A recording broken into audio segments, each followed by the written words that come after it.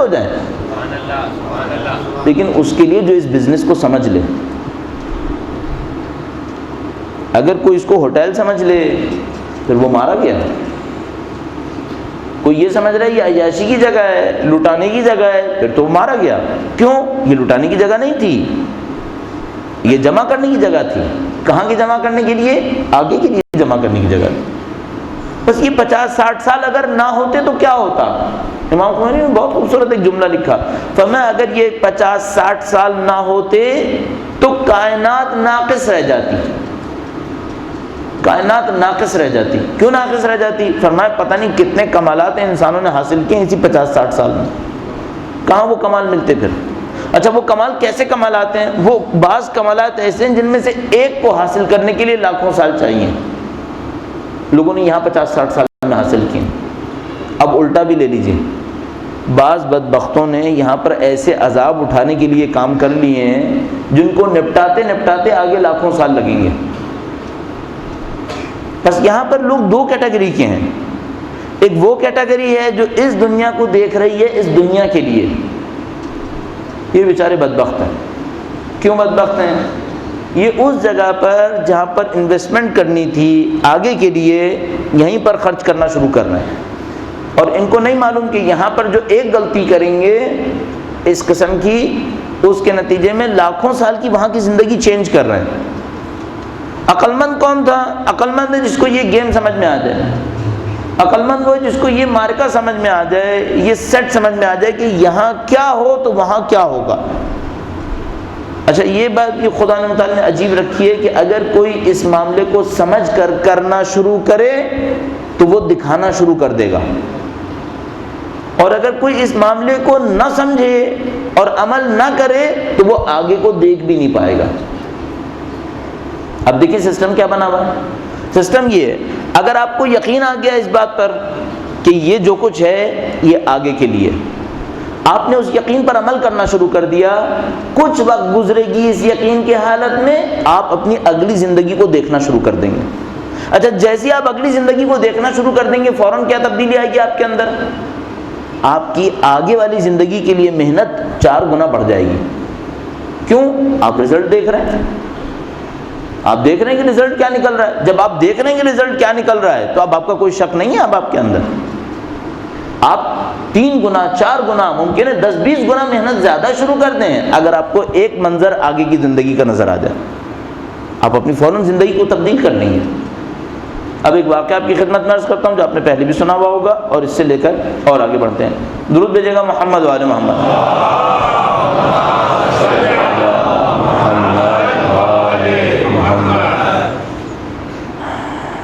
مولا کے پاس ایک آدمی آیا, کہنے لگا کہ میرا باپ مر گیا ہے, کسی اور علاقے میں رہتا تھا, میرا باپ مر گیا ہے, آپ کا بہت دشمن تھا, میں آپ کا ماننے والا ہوں. اس کے پاس بہت دولت تھی, اس نے کہیں چھپائی, اس کو پتا تھا میں آپ کا ماننے والا ہوں, اور وہ خود بدبخت بہت دشمن تھا. اس چڑ میں کہ میں آپ کا ماننے والا ہوں اس نے وہ دولت چھپا دی اور خود مر گیا, اور مجھے جو دولت نہیں پہنچنے دی اس نے صرف اس چڑ میں تھی کہ میں آپ کا ماننے والا ہوں. اب کوئی حل ہے؟ مولانا نے کہا حل تو ہے. کہنے لگا کیا ہے؟ فرمایا تو اپنے باپ سے پوچھو. کہنے لگا مولا مر چکا. کہنے لگا ہم واپس لائیں گے, تم پوچھ لینا. کہنے لگا مولا ممکن ہے؟ فرمایا ہاں ہوگا. اس سے کہا فلاں علاقے میں جاؤ, ایک جملہ بتایا, فلاں قبرستان میں جاؤ, یہ جملہ قبرستان میں کھڑے ہو کے زور سے کہنا, جو بھی کوئی آئے اس سے کہنا ہم نے کہا ہے اس آدمی کو لے کر آؤ. کہنے لگا مولانا چلا جاتا ہوں. چلا گیا, قبرستان میں کھڑا ہوا, زور سے آواز دی. ایک آدمی آیا, طاقتور مضبوط سا آدمی. کہنے لگا کیا حکم؟ کہنے لگا مجھے مولا نے بھیجا ہے فلاں آدمی کو منگوا دو. کہنے لگا ٹھیک ہے. گیا, ایک جلتے ہوئے کوئلے کو اٹھا کے لایا, جلتی ہوئی آگ نما چیز اٹھا کے لایا اس کے سامنے. اب جو نزدیک آیا تو اس نے دیکھا میرا باپ ہے. کہنے لگا یہ تیرا حشر کیا ہوا؟ کہنے لگا یہ علی کی دشمنی نے کیا. کہنے لگا کہ مجھے کیوں بلایا؟ کہنے لگا بولا اس لیے تمہارا پیسہ تھا وہ تم نے کہیں چھپا کے رکھا ہے، مجھے نہیں ملا ابھی تک، ابھی دو گے یا نہیں دو گے؟ کہنے لگا فوراً دے دیا، بتا دیا وہاں رکھا ہوا ہے۔ کہنے لگا تجھ سے میں نے کبھی تیرے ساتھ کوئی ہمدردی نہیں کی، لیکن یہ پیسہ تو تجھے مل رہا ہے نا، اب میرے لیے بھی کچھ کر دے۔ کہنے لگا کیا کروں؟ کہنے لگا اس پیسے میں سے مثلاً 1/4 علی کے ماننے والوں میں تقسیم کروں۔ کہنے لگا تو دشمن تھا، اب علی کے ماننے والوں میں کیوں تقسیم کروں؟ کہنے لگا اب تو مجھے نظر آ گیا، تو میرا حشر ہو رہا ہے اس کی وجہ سے، اب مجھے سب سمجھ میں آ گیا، اس کو کسی طرح تقسیم کروا دے تاکہ جو میری جان عذاب میں ہے کسی طرح شاید اس میں کچھ بچت ہو جائے۔ جاتا ہے پیسہ نکالتا ہے اور واپس آتا ہے مولا کے پاس، مولا پوچھتے ہیں کہو کیا ہوا، پورا واقعہ سناتا کہتے ہیں مولا اس طرح باپ ملا تھا، یہ ہوا وہ ہوا، پیسہ میں نے نکال لیا، تقسیم کر دیا، کب ملنا ہے دوبارہ مل لیں تو اچھا ہے۔ پھر دوبارہ جاتا ہے قبرستان پہ، پھر دوبارہ ندا دیتا ہے، اب جو آتا ہے تو جلتا ہوا نہیں ہے، نشانات ابھی بھی ہیں کہ حالت خراب رہی ہے لیکن جلا ہوا نہیں ہے۔ تو کہتا ہے اب کیا ہوا؟ کہنے کہ تو نے پیسہ خرچ کیا ہے، تھوڑی بچت ہو گئی، تھوڑا عذاب کم ہو گیا، دعا کرو میرے لیے شاید میری جان بچ جائے۔ واپس چلا جاتا۔ ایک رات کے لیے اپنے آپ کو اس آدمی کی جگہ رکھ لیں، اب سوچیں دنیا میں کیا کرنے کا ارادہ ہے۔ ایک رات کے لیے خواب یہ منظر ہمیں ہماری جہنم کا دکھا دے، ہماری اس دنیا کا دکھا دے، پھر کیا کرنے کا ارادہ ہے؟ ایک دفعہ دیکھ لیں چند سیکنڈ کے لیے، کیا سوچیں گے؟ پھر کچھ اور کریں گے؟ یہ جو اہل بیت پکار رہے ہیں اور ہمیں سمجھ میں نہیں آ رہا، اس کی صرف ایک وجہ ہے، وہ آگے دیکھ رہے ہیں، ہم بس یہیں دیکھ رہے ہیں۔ مشکل ساری یہی ہے۔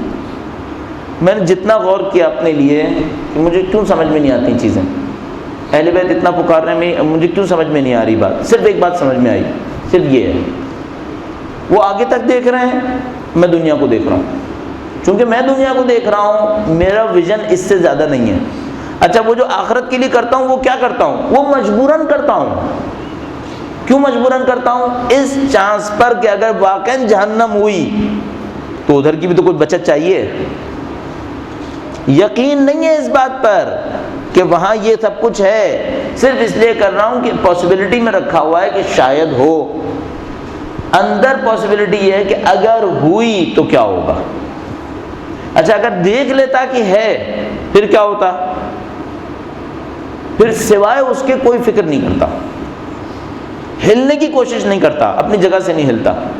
یہ ہمارے ساتھ فرق ہے۔ ابھی بھی سمجھ میں نہیں آئے گا، ابھی بھی نہیں ہوگا، صرف ایک کام کرنا ہوگا، اس بات کے اوپر بہت غور کرنا ہوگا آگے کی زندگی میں کیا ہے، اس کے اوپر پڑھیں، اس کے اوپر کچھ اسٹڈی کریں۔ کیوں؟ یہ آپ کا اور میری زندگی کا اہم ترین معاملہ ہے۔ یہاں کے کچھ کے بعد جو نہیں معلوم کتنا ہے، جانا وہیں پر ہے، کوئی فرار نہیں ہے، کوئی فرار کسی بھی قسم کا نہیں ہے۔ مثلا کوئی کہے میں اپنی ڈیڈ باڈی کو آگ لگا دوں گا، قبر ہوگی نہیں۔ اصل اگلی والی زندگی قبر کے اندر ہے ہی نہیں، اگلی زندگی کا نام برزخ ہے، اس کا قبر سے صرف سمبولک تعلق ہے، اس سے زیادہ کوئی تعلق نہیں ہے۔ اصل ڈیڈ باڈیز قبروں میں رہتی بھی نہیں ہیں۔ قطعی روایات ہمارے پاس موجود ہیں کہ وہ اللہ نے فرشتے خلق کیے ہوئے ہیں، نہیں معلوم وہ فرشتے ہیں یا کچھ اور ٹائپ کے لوگ ہیں، جن کا کام یہ ہے کہ اگر ایک آدمی صحیح جگہ پہ دفن نہیں ہوا ہے تو اس کو صحیح جگہ پہ دفن کریں۔ مردے کھسکا دیتے ہیں۔ اگر سید الشہداء کا سچا ماننے والا دنیا میں کہیں دفن ہوا ہے وہ کربلا پہنچ جائے گا، کوئی غلط دفن ہوا ہے وہاں پر، وہاں سے نکال کے باہر پھینک دیا جائے گا، قطعاً ایسا ہے۔ علماء کی دسیوں گواہیاں اس کے اوپر موجود ہیں، قبریں کھدی ہوئی ہیں کہ ایسا ہے۔ مطمئن رہیے کہ یہ ہے۔ اس گروہ کا نام بھی رکھا ہوا ہے کہ بھئی یہ نام ہے ان کا، یہ سارے کام ہو رہے ہیں۔ ہم لوگوں کے ساتھ بس یہ مشکل ہے، ہم لوگ وہ اگلی دنیا کو نہیں سوچ رہے۔ اس اگلی دنیا کا نام برزخ ہے، اس کے اپنے رولز ہیں، اس کے اپنے ریگولیشنز ہیں، اور اس کے رولز اینڈ ریگولیشن یہاں کی صرف واجب اعمال سے متاثر نہیں ہوتے۔ خوبصورت کام عرض کرتا چلوں، یہ جو برزخ کی زندگی ہے یہ اعمال اور عقیدے کی نہیں ہے، اعمال اور عقیدے کی آخرت میں آئے گی۔ یہ جو برزخ کی زندگی ہے یہ اخلاق کی زندگی ہے۔ اسلام کے 3 چیپٹرز ہیں، احکام، فقہ، اخلاقیات اور عقائد۔ وہ جو اگلی زندگی ہے قیامت کی وہ ہے عقائد کی زندگی، جہاں سوال کیا جائے گا خدا کو مانتا تھا یا نہیں مانتا تھا۔ یہ جو قبر کی زندگی ہے جس کو ہم لوگ برزخ کہتے ہیں یہ اخلاقیات کی زندگی ہے۔ ہم اس معاملے میں انتہائی کور ہیں۔ عقائد کا تو خیر کچھ نہ کہیے کہ کیا ہے، ہم عقائد صحیح ہوتے تو یہ اخلاقیات بھی صحیح ہوتے، لیکن چلو عقائد میں شاید ہم کہہ دیں کہ نہیں میں خدا کا ماننے والا ہوں۔ فقہ میں شاید کچھ نہ کچھ کام کر ڈالیں، مثلا فقہ میں کیا ہے، وضو کرنا ہے نا، وضو کرنا آتا ہے، اچھا اس پہ اصرار بھی کرتا ہے کہ ہاں یہ تو سیکھ ہی لوں، 2 منٹ کا کام ہے، کتنی دیر لگتی ہے۔ نماز پڑھنی ہے 17 رکعت واجب ہے، کچھ رکعت مستحب ہے، بس واجب کافی ہے، وہ بھی کر لوں، وہ بھی جب مرضی آئے گی، صبح کی دوپہر پڑھ لوں گا، دوپہر کی شام کو پڑھ لوں گا، وہ کوئی مسئلہ نہیں ہے۔ واجب چلا لو، فقہ کے اندر وہ چل جاتی ہے، لیکن علم اخلاق میں واجب نہیں چلتا، اس کا واجب اتنا ہے کہ چلاؤ نہیں ہے، اصل ہے۔ علم اخلاق میں کوئی واجب اور فقہ اس کا مستحب کا مسئلہ نہیں ہے۔ علم اخلاق میں قلم عرض کریں گے اس کی دنیا کو، اس میں کچھ ہیرا پھیری کا امکان ہی نہیں ہے۔ فقہ کی دنیا میں ہیرا پھیری بہت ہے۔ ہیرا پھیری کیا مطلب، میں بڑا بازاری لفظ استعمال کر رہا ہوں، ممکن ہے کوئی بعد میں گرفت کرے۔ ہیرا پھیری اسے کہتے ہیں نماز واجب ہے نا، 12:40 وقت ہے، 6:15 تک تو ہے، چلے گا، یہ فقہ کی دنیا ہے۔ خمس واجب ہے نا، اگر ہوا تو واجب ہوگا، رات کو بیوی کو گفٹ کر دوں گا، صبح کو ہوگا ہی نہیں۔ فقہ کی دنیا کیا ہے، سچ بولنا ہے نا، اپنی بیوی کو بیچا ہے میں نے 10 روپے کا، اس سے خریدا ہے 90 روپے کا، بازار میں کہوں گا واللہ 90 روپے کا خریدا ہے۔ اخلاق کی دنیا میں یہ نہیں ہے، یہ ہم بتا رہے ہیں، یہ دھوکے بازی خود کر رہے ہیں نا اس دنیا کے اندر۔ اچھا جو اس کی بھی پرواہ نہیں کرتا وہ تو یہاں پہ بیٹھا ہی نہیں ہوگا، جو نیٹ جھوٹ بولتا ہے وہ تو یہاں بیٹھا ہی نہیں ہوگا، وہ یہاں کیوں آئے گا؟ تو ہم اس کا تذکرہ کر رہے ہیں جو 2 نمبر کام کرتا ہے فقہ کے دائرے کے اندر رہتے ہوئے۔ اب میں عرض کروں گا کل کہ برزخ کی دنیا ان 2 نمبر کاموں کی نہیں ہے، برزخ کی دنیا میں اخلاق ہے، اس کا کل عرض کریں گے۔ ابھی تبرکاً دعا افتتاح کے چند جملات عرض کرتا چلوں، ورنہ یہ الزام نہ آئے کہ اپنی طرف سے سارا بول دیا، وہ بھی چالو کرنے کے لیے کہ کچھ نہ کچھ شروع ہو جائے۔ بسم اللہ الرحمن الرحیم۔ محمد اللہ صلی محمد صاحب، وقت پورا ہو گیا ہے، بس تبرکاً 1-2 جملے عرض کرتا ہوں اور پھر مصائب تاکہ کل کی طرح نہ ہو۔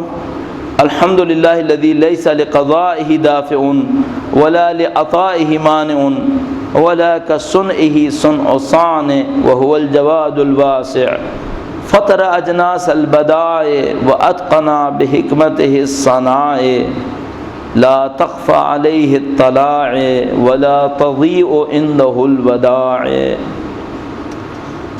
پروردگار عالم کی حمد و ثنا بجا لائیں مولا۔ اچھا اس کی ابتدائی روایت بہت خوبصورت ہے، لکھا ہے کہ یوم عرفہ کی دعاؤں میں سے ہے، بشر و بشیر یا بشیر غالب اسدی کے 2 بیٹے، انہوں نے یہ روایت کی ہے، کہا ہے کہ ہم سید الشہداء کے ساتھ تھے عرفہ کے دن، بس وہ اپنے خیمے سے نکلے بہت خاضعانہ چال چلتے ہوئے، خاضعانہ خاشعانہ چال چلتے ہوئے خیمے سے باہر نکلے، فجعل یمشی ہونا ہونا، بہت آہستہ آہستہ چلتے ہوئے آگے بڑھے، حتی وقفا، یہاں تک کہ ایک جگہ کھڑے ہو گئے، ہوا وجماعۃ من اہل بیتہ وولدہ وموالیہ فی مسیرۃ الجبل، خیمے سے نکلے جبل نور کی طرف بڑھتے ہوئے ایک جگہ پر رک گئے، وہ تھے ان کے اہل بیت تھے، ان کی اولاد بھی تھی اور ان کے غلام بھی ساتھ تھے، مستقبل البیت، خانہ کعبہ کی طرف رخ کیا ہوا تھا، ثم رفع یدیہ تلقاء وجہہ، پھر اپنے ہاتھوں کو اٹھا کر چہرے کے سامنے لائے۔ ہم لوگ سے تو اب یہ بھی نہیں کیا جاتا نا، اب ہم یوں کرتے ہیں، مانگنے میں بھی اکڑ ہے کہ خدا سے یوں کر کے کیوں مانگوں، یوں مانگوں۔ امام ایسے نہیں، کیا لکھا ہے؟ رفع یدیہ تلقاء وجہ، ہاتھوں کو اٹھایا اپنے چہرے کے سامنے۔ کاستطعام المسکین، بہت خوبصورت لکھا ہے، جیسے کوئی مسکین کسی سے کھانا مانگ رہا ہو۔ کاستطعام المسکین، کتنا غنی مسکین ہے یہ، کتنا غنی مسکین، جیسے کوئی مسکین خدا متعال سے کچھ طلب کر رہا ہے۔ اس کے بعد خدا کی حمد و ثنا شروع کی۔ یہ سید الشہداء ہے، پوری دنیا ان کے اوپر قربان ہے۔ آج جو ان کا جاننے والا ہے وہ جاننے والا ہے سید الشہداء کون ہے۔ جب خدا کی بارگاہ میں کھڑے ہوتے ہیں تو ایسے کھڑے ہوتے ہیں جیسے کوئی مسکین خدا متعال سے کچھ مانگ رہا ہے۔ خوبصورت کام ہے۔ اس روایت کے اندر بھی لکھا ہے کہ سید الشہداء جب چلے تو ان کے اہل بیت بھی ان کے ساتھ تھے، ان کی اولاد بھی ان کے ساتھ تھی، ان کے غلام بھی ان کے ساتھ تھے۔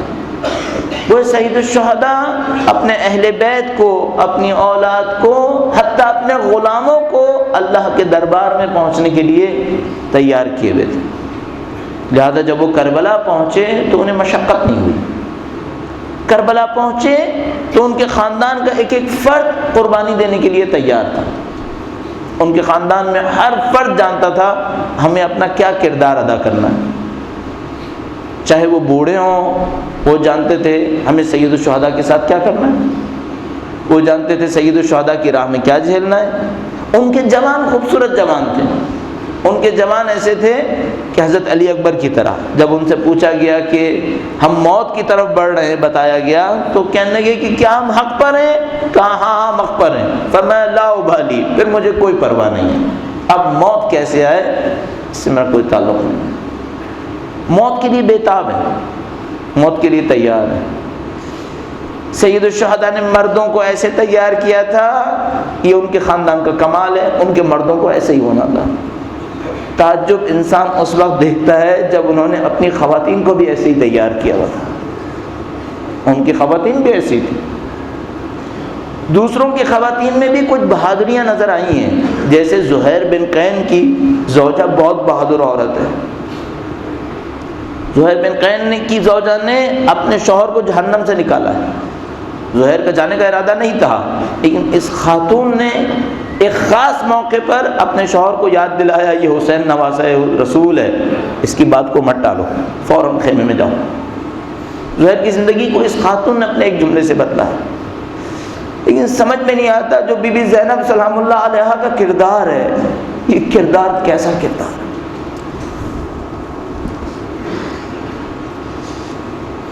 دو روایتیں عاشور سے پہلے کی ہیں جو دونوں ایسی ہیں جو بالکل دکھاتی ہیں ایک عورت کا کردار کس قسم کا ہے، گرچہ اس میں راز ہوں گے۔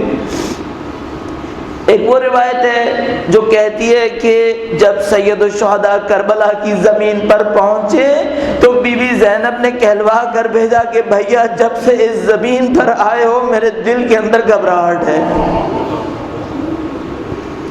یہ بات سمجھ میں آتی ہے، ایک چاہنے والی بہن اپنے بھائی کے لیے اور کیا کہے گی۔ دوسری روایت وہ روایت جب شب عاشور دشمن کے حملے کا خوف آیا تو بیوی کے اوپر غشی طاری ہوئی۔ یہ روایت بھی صحیح کہ ایک چاہنے والی بہن اپنے بھائی کے دفاع میں ایسی ہی ہوگی، لیکن اس کے بعد جتنی روایتیں ہیں وہ بی بی زینب کا کوئی خدائی پہلو ہے، اس سے کم پہ یہ سب نہیں ہو سکتا تھا۔ کبھی کبھی میں سوچتا ہوں ایک روایت بی بی زینب کی شان کے لیے عجیب ہے، شام غریبہ میں بچے نہیں ملے، رات کو مقتل میں گئی ہے، لاشوں کے درمیان بچوں کو ڈھونڈا ہے۔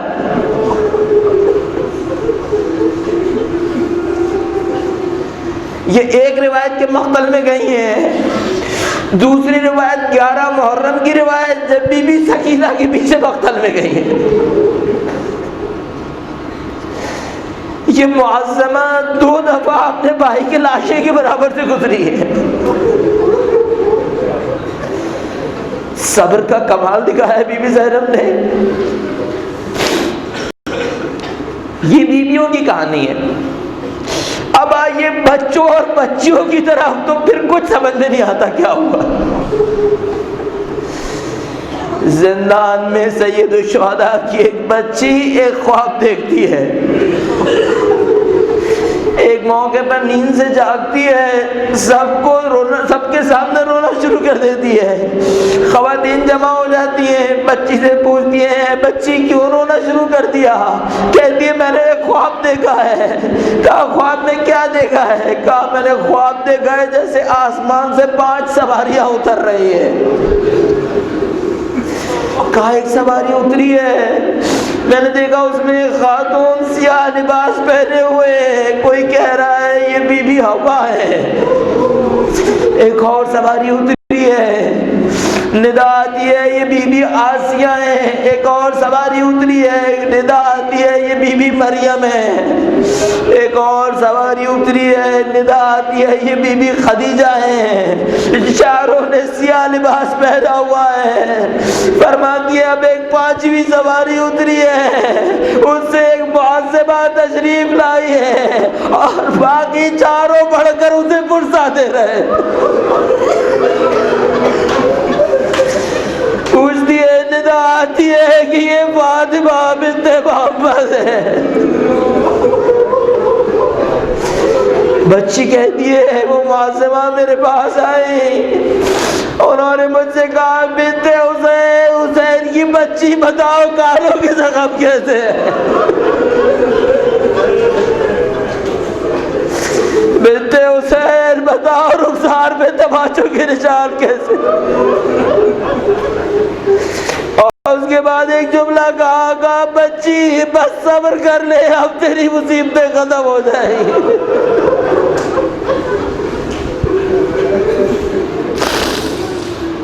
وَسَيَعْلَمُ الَّذِينَ ظَلَمُوا أَيَّ مُنْقَلَبٍ يَنْقَلِبُونَ۔ یا امام زمانہ، آپ کو واسطہ اس مرحومہ مظلومہ بچی کا،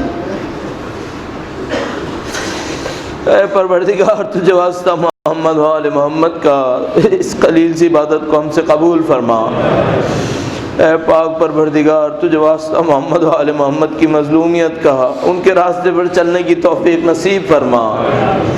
اے پاک پروردگار تجھے واسطہ ان کی مظلومیت کا، دنیا اور آخرت میں اہل بیت کی ہمراہی نصیب فرما۔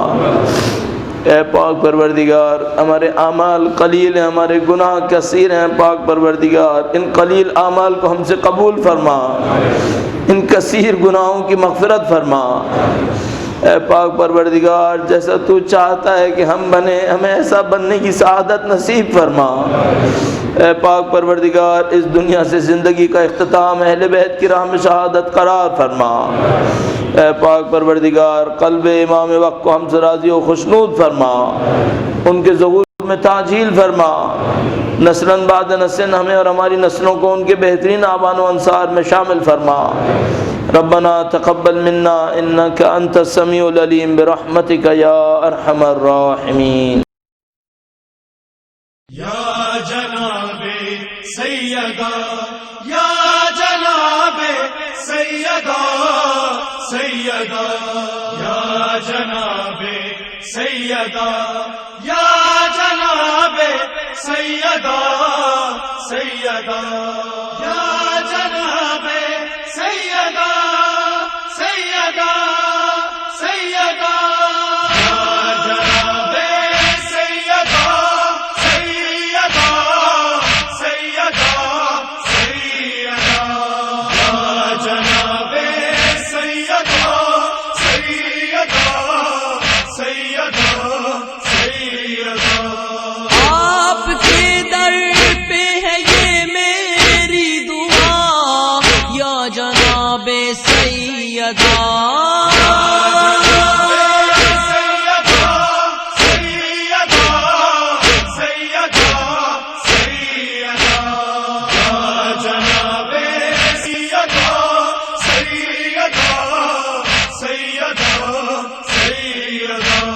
مجھ کو عشق مہدی دورہ ملے، کر رہا ہوں نظر اپنے حوصلے، آپ کی تائید مجھ کو چاہیے.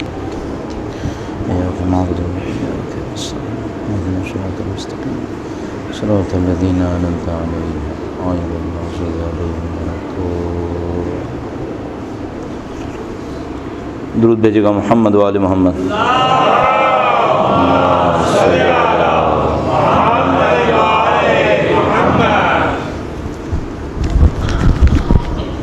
بار دیگر درود بھیجے گا محمد و آل محمد.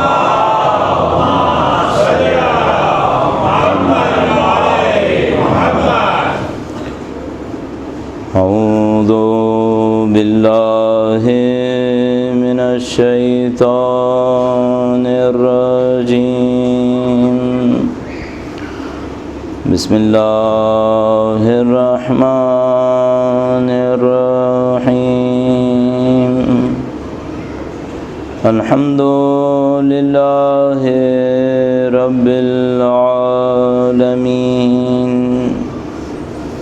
والصلاة والسلام على سید الانبیاء والمرسلین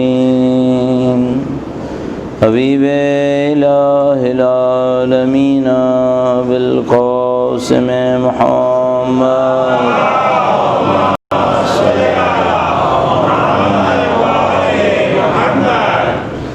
وعلى آلہ الطیبین الطاہرین سیما بقیت اللہ فی الارضین. قال اللہ تعالی فی کتابہ الکریم بسم اللہ الرحمن الرحیم. ام حسبت ان اصحاب الكهف والرقيم كانوا من آیاتنا عجبا. درود بھیجے گا محمد و آل محمد.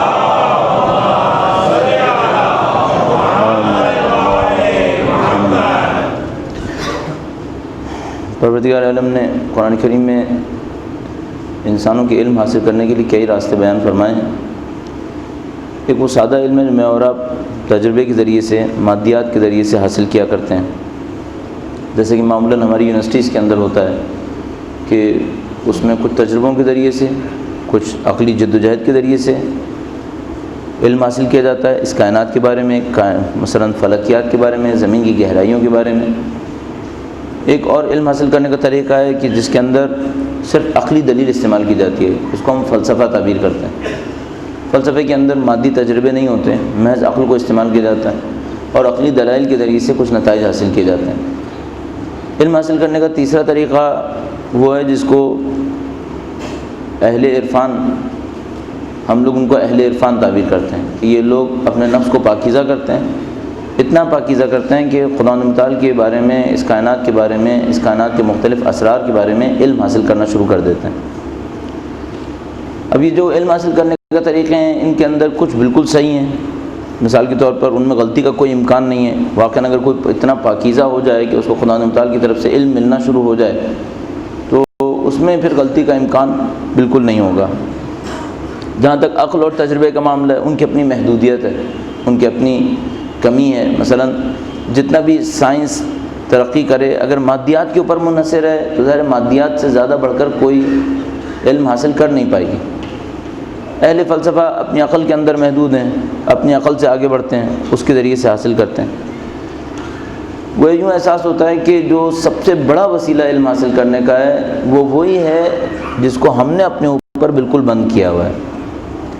یعنی اگر ہم لوگ اپنی زندگی کے اوپر غور کریں کہ ہمارے پاس کیا ہے علم کے عنوان سے.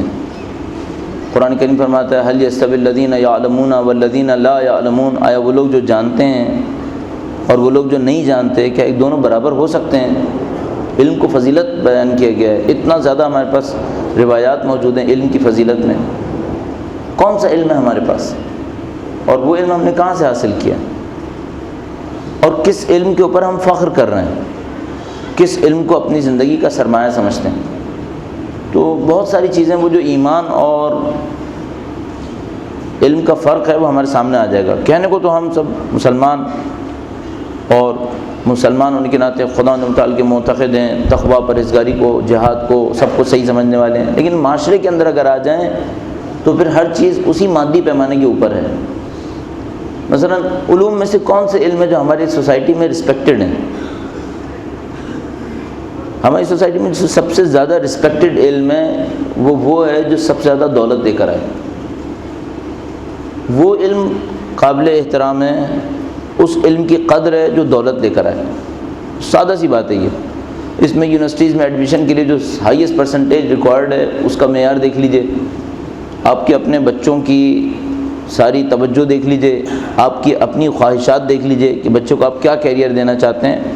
تو شاذ و نادر سوسائٹی کے اندر کوئی ہے جس کے نزدیک علم ہونے کے ناطے رسپیکٹڈ ہے۔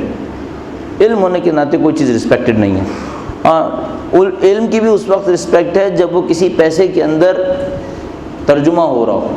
مثلا اگر آپ سے کوئی یہ کہے کہ یہ فلاں مصنف ہیں، یہ محقق ہیں، انہوں نے 20 کتابیں لکھی ہیں، انہوں نے اتنی تحقیقات کی ہیں، انہوں نے پی ایچ ڈی کیا ہوا ہے، انہوں نے پوسٹ پی ایچ ڈی کیا ہوا ہے، ان کے لیکچرز یہ ہیں، ان کے لیکچرز وہ ہیں، ان کی تنخواہ 15,000 روپے ہے، تو فوراً ہمارا جو معاشرہ ہے سمجھ لیجیے جب تک وہ شروع کی داستان سن رہا تھا تب تک تو تھوڑا بہت سوچ رہا ہوگا کہ ہاں ٹھیک ہے ٹھیک ہے ٹھیک ہے ٹھیک ہے۔ جیسے ہی آپ نے کہا ان کی تنخواہ 15,000 روپے، اس نے کہا وہ یہ بیکار انسان ہے، بالکل اس کی یہ تو کوئی بالکل ہی نل ہے۔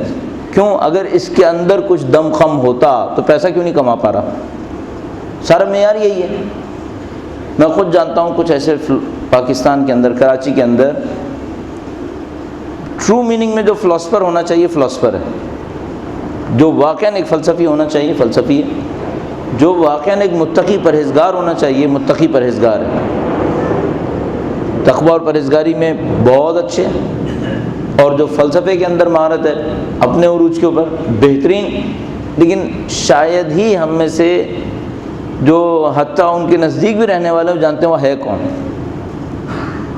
نہیں ہے اس کے پاس کچھ، اور اس نے کچھ کبھی ذرہ برابر جد و جہد نہیں کی اس کام کے لیے، تو ہم نہیں جانتے۔ انتہائی گمنام آدمی ہے، نہ تنظیمیں جانتی ہیں نہ عام افراد جانتے ہیں، اور اگر جانتا بھی ہوگا تو کوئی اکا دکا کوئی جانتا ہوگا۔ امام کا اتنا معتقد ہے، پی ایچ ڈی کا تھیسس لکھا، اتفاقاً میں اس دن یونیورسٹی گیا ہوا تھا، ڈیفینڈ کے لیے تھیسس جاتا ہے کمیٹی کے سامنے، کمیٹی کے سامنے تھیسس جانے والا تھا، کہنے لگے دیکھیے میں نے تھیسس کمپلیٹ کیا، میں نے تھیسس کھولا، پہلے صفحے کے اوپر انہوں نے انتصاب کیا ہوا تھا، انتصاب جو کیا ہوا تھا انتصاب کرتا ہوں میں اپنے وقت کے امام کو، ان کا پورا نام لکھا ہوا تھا، پورا نام لکھا ہوا تھا، کہنے کہ یہ وہ امام ہیں جو فلاں سال فلاں تاریخ میں پیدا ہوئے تھے، فلاں سال فلاں تاریخ میں غیبت میں گئے، اور یہ واپس تشریف لائیں گے اور پوری دنیا کو عدل انصاف سے بھر دیں گے۔ صحیح؟ میں نے کہا بندہ خدا، یہ جو امام کا نام لکھ لیا تھا یہ کافی نہیں تھا، یہ ساری ڈیٹیل لکھنے کی کیا ضرورت تھی؟ کہنے کہ یہ میں نے اس لیے لکھا ہے تاکہ کوئی اور پڑھنے والا یہ نہ سمجھے میں کسی اور کو کہہ رہا ہوں، یعنی سب سمجھ لیں کہ میں اپنے امام کا تذکرہ کر رہا ہوں جس کی غیبت کا معتقد ہوں، اتنی طاقت کے ساتھ، تو ٹھیک ہے میں ان کا معتقد ہوں، ان کا ذکر۔ میں نے کہا یہ مشکل ہے کہ اس انتصاب کے ساتھ یہ ڈیفینڈ کرنے والی کمیٹی اس کو پاس کر دے گی، بہت مشکل لگ رہا ہے۔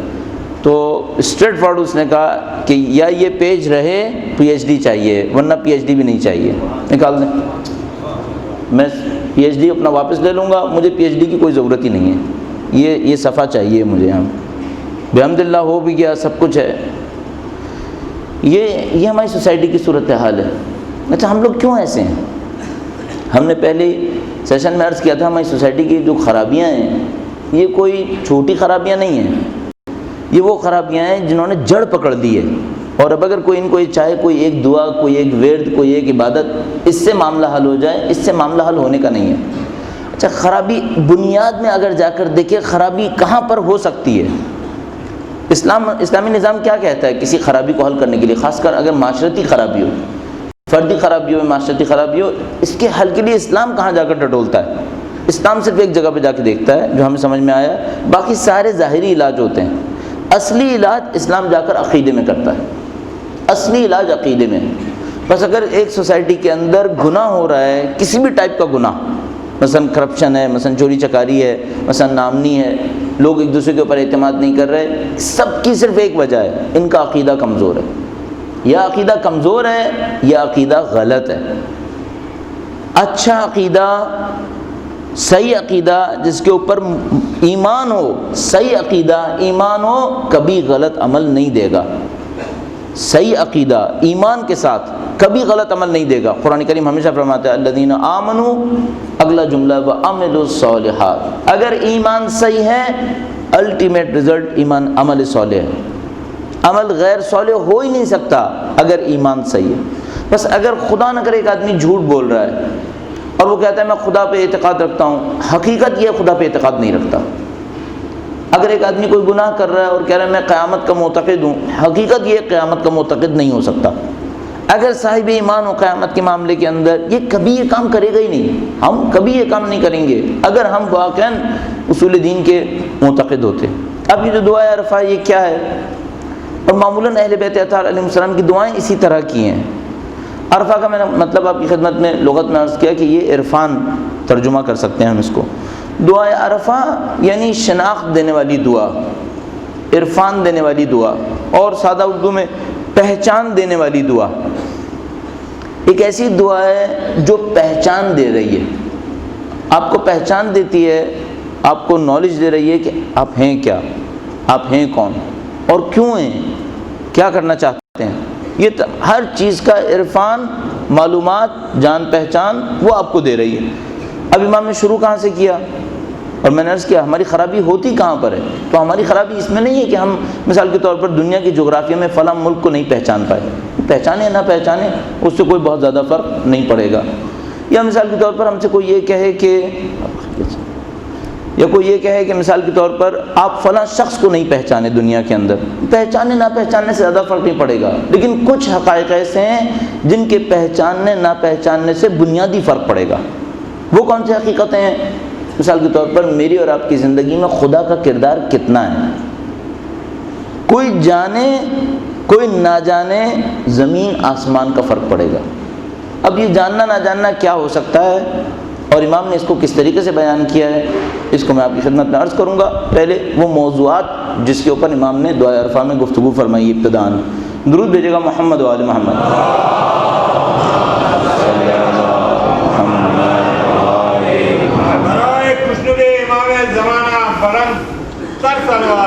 اللہم صلی علی محمد و آل محمد۔ یہ چند جملات شروع میں آپ کے سامنے عرض ہوئے تھے۔ الحمدللہ الذی لیس لقضائہ دافع ولا لعطائہ مانع۔ شروع میں امام نے جن موضوعات کے اوپر گفتگو کی وہ ہماری اور آپ کی اس تمام کائنات کے اندر خدا کی قدرت ہے، اس کی خلقت کتنی ہے، اس کی قدرت کتنی ہے۔ ہم لوگوں کے ساتھ ایک مشکل ہے، ہم اس بات کے معتقد ہیں کہ خدا ہے، ہم اس بات کے معتقد ہیں کہ خدا رازق ہے، وہ قدیر ہے، لیکن ہم خدا کی قدرت میں تسلسل کے معتقد نہیں ہیں، خدا کی رزاقیت میں مسلسل ہونے کے معتقد نہیں ہیں۔ مثال کیا ہے؟ مثلا فرض فرمائیے آپ ایک مشکل میں پھنسے، میں ایک مشکل میں پھنسا، تو ہم نے اور آپ نے خدا کو پکارنا شروع کر دیا، اے خدا یا نصرت کر دے، اے خدا یا مدد کر دے۔ ہم یہ سمجھ رہے ہوتے ہیں یہ جو مشکل وقت ہے یہاں خدا مدد کرے گا۔ اچھا جو روٹین کی لائف ہے یہ کس کی قدرت سے؟ یہ بھی تو خدا کی قدرت سے ہے، اس میں ہمیں خدا واقعاً یاد رہتا ہے۔ مثلا میں اور آپ ابھی یہاں مجلس شرکت کر رہے ہیں، بعض اوقات کیا ہوتا ہے ہم خطابت میں اور آپ سماعت میں اتنے غرق ہو جاتے ہیں کہ ہم یہ بھی بھول جاتے ہیں کہ یہ خدا کے لیے ہے۔ جب عبادتوں میں یہ عالم ہے تو دنیا میں کیا ہوتا ہے تو بہت اچھی طرح سمجھ سکتے ہیں آپ۔ مثلا کتنی دفعہ آپ کے ساتھ اور ہمارے ساتھ ایسا ہوتا ہے کہ ہم نماز پڑھنے کھڑے ہوئے، اب گویا ایک نئی دنیا میں داخل ہوئے۔ کس دنیا میں داخل ہوئے؟ اب خدا کی دنیا میں داخل ہوئے۔ اچھا اس سے پہلے کہاں تھے؟ اس سے پہلے لگتا ہے ہماری دنیا ہے، یہ کسی اور کی دنیا ہے۔ اب جو مسجد میں داخل ہوئے گویا خدا کی دنیا میں داخل ہو گئے، اس سے پہلے بھی تو خدا کی تھی، ادھر ہمیں خدا یاد نہیں آتا ہے۔ یہ ہم لوگوں کی مشکل ہے، ہم ہر چیز کے پیچھے خدا کو نہیں دیکھتے، خاص چیزوں کے پیچھے خدا کو دیکھتے ہیں۔ اچھا اس مشکل کے نتیجے میں کیا ہوتا ہے؟ اس مشکل کے نتیجے میں یہ جو جتنی دیر خدا نہیں رہتا اس میں اتنی دیر میں گویا ہم آزاد ہوتے ہیں، جو چاہیں گے کریں گے۔ خدا بیچ سے نکل جاتا ہے، جب خدا بیچ سے نکل جاتا ہے تو پھر کوئی چیز نہیں ہے جو رکاوٹ بنے۔ مثلا کتنی مثالیں عرض کی جا سکتی ہیں۔ مثال کے طور پر میں اور آپ ڈرائیونگ کر رہے ہوتے ہیں، شاید کوئی حادثہ دیکھیں، اچانک خدا کو یاد کر لیں، لیکن واقعاً روٹین میں بھی خدا ذہن میں ہے۔ مثلا ڈرائیونگ کرتے وقت زندگی کے عام لمحات میں مجھے بھی لگتا ہے خدا ہمارے ذہن میں نہیں ہوتا، ہم اپنی زندگی میں غرق ہوتے ہیں۔ یہ جو ہماری کوتاہی ہے، درود بھیجے گا محمد و آل محمد۔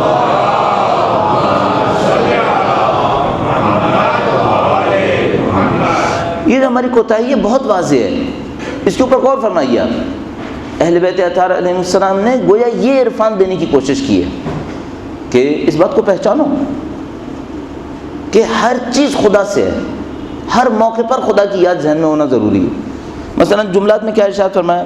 حمد ہے خدا کے لیے جس کے فیصلے کو کوئی بدلنے والا نہیں ہے، کوئی اس کی عطا جیسا نہیں رکھتا، کوئی اس جیسی صنعت والا نہیں ہے، خلق کرنے والا نہیں ہے، اور وہ وسعت کے ساتھ دینے والا ہے۔ اس نے قسم قسم کی مخلوقات بنائی ہوئی چیزوں کو اپنی حکمت سے محکم کیا۔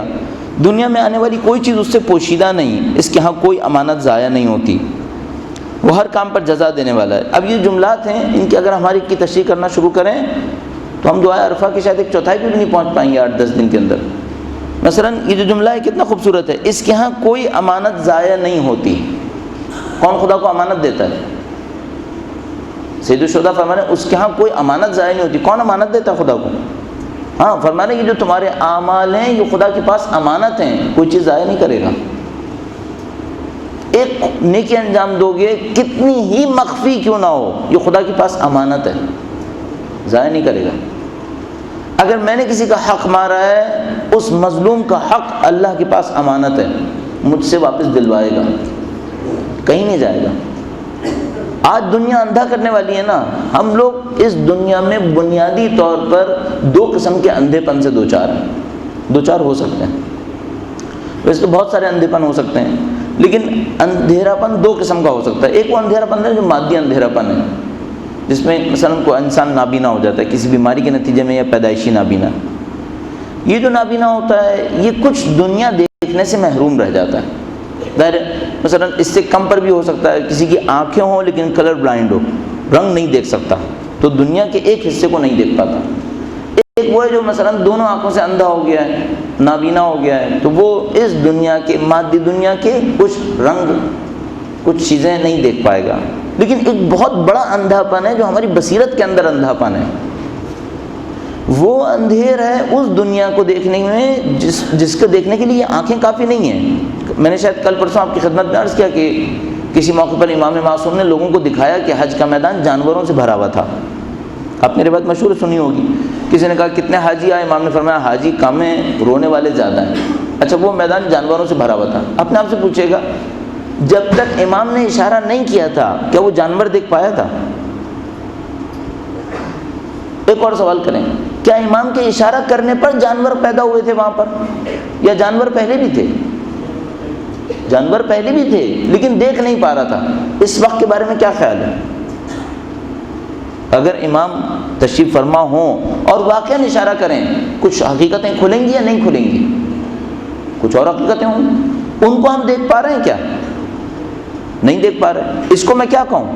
یہ میرا اندھا پن ہے، بس ہم اندھے ہو گئے نا۔ اچھا اب سوال یہ ہے، یہ جو ہم اس معاملے میں اندھے ہیں، دنیا تو ابھی بھی ہے، وہ دنیا جو جانوروں والی دنیا تھی جو امام نے اس آدمی کو دکھا دی تھی ابھی بھی ہے، اس کو آپ برزخی زندگی کہیں کچھ بھی کہیں، وہ ابھی بھی ہے، ہم نہیں دیکھ پا رہے۔ کب دیکھیں گے؟ مرنے سے تھوڑا پہلے سب دیکھ لیں گے، اور اس دنیا کے اندر وہ دیکھیں گے جو اپنے آپ کو پاکیزہ کریں گے۔ بس ایک اندھا پن ہے۔ معرفت کیا ہے؟ اسی کو معرفت کا ایک حصہ تعبیر کریں گے، یہ بھی ایک معرفت ہے۔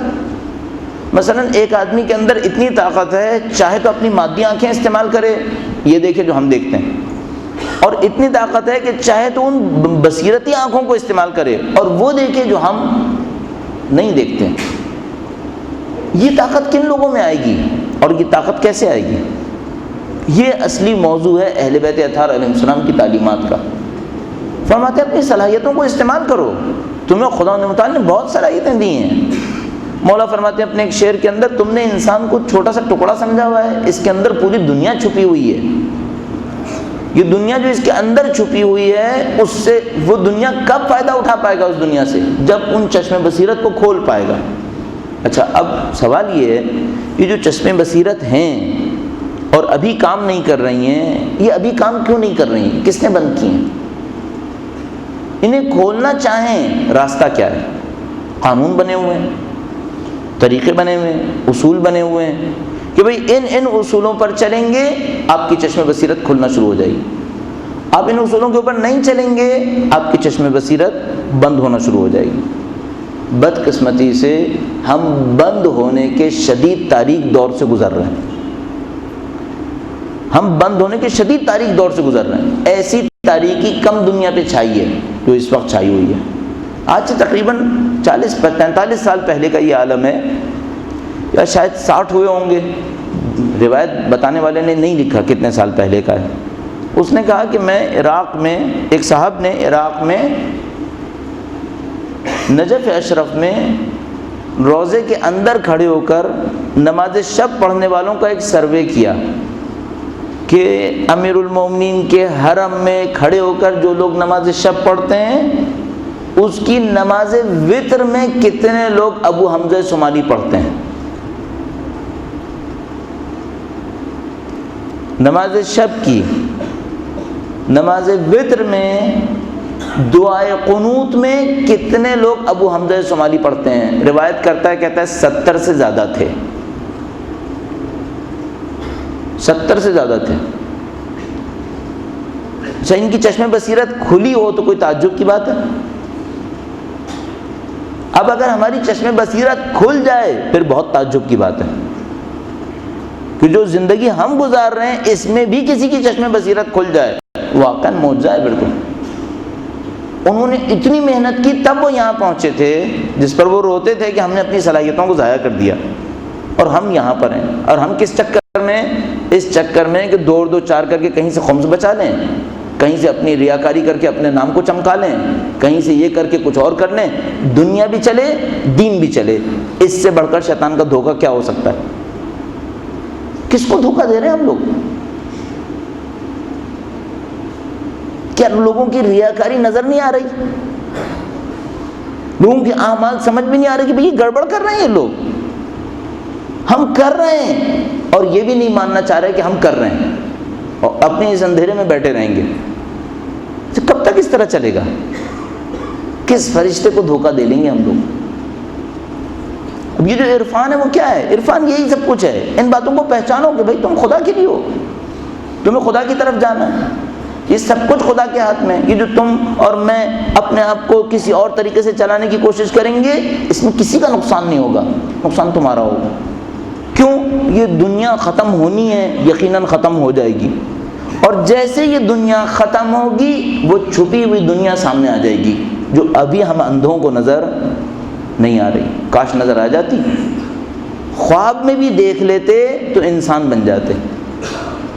اچھا، یہ جو جملہ پہلے کہتے تھے نا، انسان بن جاؤ انسان بن جاؤ، پہلے سوچتا تھا شاید محاورتاً کہتے ہیں، اب سمجھ میں آیا نہیں، محاورتاً نہیں کہتے، حقیقتاً کہتے ہیں، حقیقتاً کہتے ہیں انسان بن جاؤ۔ یہ وہ عرفا وہ بولتے تھے پہلے، انسان بن جاؤ۔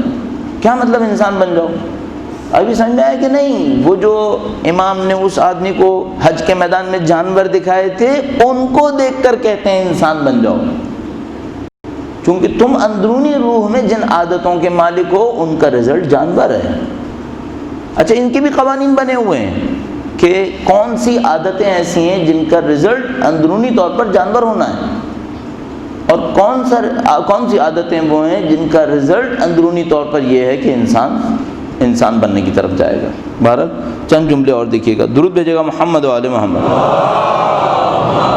صلی اللہ محمد آل محمد۔ اس کے ہاں کوئی امانت ضائع نہیں ہوتی، وہ ہر کام پر جزا دینے والا ہے، وہ ہر قانے کو زیادہ دینے اور ہر ناتوان پر رحم کرنے والا ہے۔ وہ بھلائیاں نازل کرنے والا، چمکتے نور کے ساتھ مکمل اور کامل کتاب اتارنے والا ہے۔ وہ لوگوں کی دعاؤں کو سننے والا، لوگوں کے دکھ درد دور کرنے والا، درجے بلند کرنے والا، سرکشوں کو جڑ سے کاٹ ڈالنے والا، اس کے سوا کوئی معبود نہیں، کوئی چیز برابر اس کے نہیں ہو سکتی، اس کے مانند بھی کچھ نہیں، سننے والا ہے، باریک بین، خبر رکھنے والا، ہر چیز پر قادر۔ اس کے بعد مولانا نے یہاں تک خداوند متعال کی تعریف کی صیغہ غائب میں، وہ ایسا ہے، وہ ایسا ہے، وہ ایسا ہے۔ یہ جو اہل بیت اپنا لہجہ چینج کرتے ہیں، اس میں بھی لطف ہے۔ مثلا پہلے کہیں گے خدا ایسا ہے، خدا ایسا ہے، خدا ایسا ہے، اس کے بعد اچانک کہیں گے اللہم اے خدا، صحیح؟ بس صیغہ غائب تھا پہلے، وہ، اس کے بعد اچانک شروع کر دیا اے خدا، صحیح؟ یہ کیا ہوا؟ یہ آداب سکھا رہے ہیں کہ خدا سے گفتگو کرنے سے پہلے آداب سیکھو، براہ راست آ کر خدا کو یوں خطاب مت کرو، پہلے تمیز سیکھو۔ تمیز کیا ہے؟ خدا کے حضور اس کے سامنے اپنی بندگی کا اظہار کرو، اپنی عاجزی کا اظہار کرو، اس کے بعد آؤ اس کو خطاب کرو۔ بس پہلے حمد و ثنا کی، اس کے بعد فرمایا اللہم انی ارغب الیک واشہد بالربوبیۃ لک مقرا بانک ربی والیک مردی۔ اے اللہ، بے شک میں تیری طرف متوجہ ہوا ہوں، تیرے رب ہونے کی گواہی دیتا ہوں کہ تو پالنے والا ہے، اور مانتا ہوں کہ تو میرا پالنے والا ہے، اور تیری ہی طرف میری پلٹ ہے۔ تو نے مجھ سے اپنی نعمت کا آغاز کیا اس سے پہلے کہ میں وجود میں آتا۔ یہ جملات آپ پڑھنے کی کوشش کیجیے گا۔ آج شب جمعہ بھی ہے، بہتر ہے کہ آپ کم از کم 1.5-2 صفحے اس دعا کے پڑھتے چلے جائیے، کہ جس میں امام نے بیان کرنا شروع کیا کہ خدا جب میں پیدا ہوا تو میں کچھ بھی نہیں تھا، تو نے وہاں سے مجھے وجود دیا، خلقت دی، کس طرح سے تو نے مجھے پالا پوسا۔ یہ بھی بصیرت کا ایک حصہ ہے کہ آپ کتنے کاموں میں ریفرنس خدا کو دیں اور کتنے کاموں میں ریفر کریں اپنے اوپر یا اپنے جیسوں کے اوپر۔ مثلا ایک دفعہ میں اور آپ یہ کہتے ہیں کہ فلاں نے مجھے کچھ دیا، فلاں شخص نے مجھے کچھ دیا، ایک دفعہ آپ کہتے ہیں خدا نے اس کے ذریعے دلوایا۔ جملے میں اگر کہہ رہے ہیں اس نے دیا، یہ کوئی مسئلہ نہیں ہے، جملہ تو یہ ایسے ہو سکتا ہے، مثلا آپ نے مجھے دیا، آپ کا شکریہ، یہ ہو سکتا ہے۔ لیکن اگر کوئی اندر سے بھی یہی سوچنے لگے تو سوائے شرک کے کچھ نہیں ہے۔ مثلا کوئی اندر سے بھی یہ سوچنے لگے یہ نہ دیتا تو کیا ہوتا، پھر یہ شرک ہے۔ جب اس نے دیا ہے تب بھی خدا نے دیا ہے، اور اگر یہ نہ دیتا تب بھی خدا تو ہے۔ اگر اس نے دینا ہوگا تو وہ اس کے ذریعے بھجوائے یا کسی اور کے ذریعے سے بھجوائے، اس کی کوئی کمی نہیں ہے۔ یہ ہم لوگوں کے ساتھ مشکل ہے۔ امام نے اس کے اندر ایک ایک جملے کے اوپر تاکید کی ہے۔ اس کے بعد ایک جگہ بہت اچھا ایک جملہ ارشاد فرمایا، ہر جملہ ہی خوبصورت، لیکن ایک جگہ بہت اچھا فرمایا کہ تو نے بے وجہ اپنی محبت و مہربانی کے مجھ پر احسان کیا اور مجھے کافر بادشاہوں کے دور میں پیدا نہیں کیا۔ تو نے احسان کیا میرے اوپر، مجھے کفر کے دور میں پیدا نہ کیا، کہ جنہوں نے تیرے فرمان کو توڑا، تیرے رسولوں کو جھٹلایا، لیکن تو نے مجھ کو اس زمانے میں پیدا کیا کہ تھوڑے عرصے کے بعد مجھے ہدایت میسر آ گئی کہ اس میں تو نے مجھے پالا ہے۔ اس سے پہلے تو نے اچھے عنوان سے میرے لیے محبت ظاہر کی، بہترین نعمتیں عطا کیں، پھر میرے وجود کرنے کا آغاز ایک پانی سے کیا، مجھے 3 تاریکیوں میں رکھا۔ امام نے ایک ایک چیز کو بیان فرمایا کہ میرا وجود کس طریقے سے شروع ہوا، کیسے آہستہ آہستہ آگے بڑھا۔ اور میں عرض کر رہا ہوں بار بار، ان تمام کے پیچھے وہ بصیرت دینا چاہتے ہیں، تمام کے پیچھے چاہتے ہیں خدا کو پہچاننے کی کوشش کرو۔ اپنی زندگی کے اندر جو کچھ تمہاری میری زندگی میں اللہ انجام پایا ہے، یہ جو والدین کے دلوں میں محبت ڈالی، یہ بھی کس نے ڈالی؟ یہ کہ والدین سب کچھ میرے لیے کر گئے، یا اپنی زندگیوں میں غور کر لیں ہمارا کہ کتنے ناتوان ہیں اگر کچھ بگڑنے پر آ جائے۔ بظاہر اتنے طاقتور ہیں، لیکن اگر کچھ بگڑنے پر آ جائے تو کتنے ناتوان ہیں۔ چند بیماریاں چھا جائیں ہم پر تو ہم بستر سے ہلنے کے قابل نہیں ہیں۔ کتنے ہی طاقتور ہوں، کچھ لمحات کی دیر ہے اور اس دنیا سے رخصت ہو جانا۔ امام چاہتے ہیں ساری چیزوں کی معرفت ہمارے پاس ملے۔ اگر معرفت ہوئی تو کیا ہوگا؟ پھر خدا کی طرف بڑھیں گے، پھر خدا کی طرف آگے بڑھیں گے، ہر کام کو خدا کے لیے انجام دیں گے۔ یوں احساس ہوتا ہے جیسے بہترین عرفان میں سے اچھے اعمال میں سے بہترین عمل یہ ہے ہر کام کو خدا کے لیے انجام دینا۔ کاش کوئی اپنی زندگی کے چند دن ایسے گزار لے کہ اپنی زندگی کا ہر عمل خدا کے لیے انجام دینا شروع کر دے، معاملہ ختم ہو جائے گا۔ یہی وہ چیز ہے جو ہم حاصل کرنا چاہتے ہیں اپنی سالوں کی مثال کے طور پر عبادتوں کے پیچھے، لیکن نہیں پہنچ پا رہے۔ کیوں؟ ہم نے راستہ غلط لیا ہوا ہے۔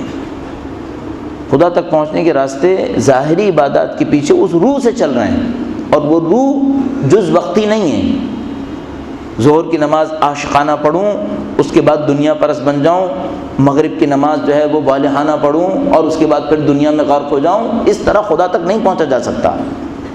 یہ ہم اپنے ساتھ کھیل رہے ہیں، ہم ایک قدم آگے بڑھائیں اور 10 قدم پیچھے ہٹیں، یہ ہم یہ کھیل کھیل رہے ہیں اپنے ساتھ۔ اور اسی کے نتیجے میں سید الشہداء کی محبت کا بھی جو اثر ہمارے اوپر آنا چاہیے تھا وہ اثر ہم پہ نہیں آ پا رہا۔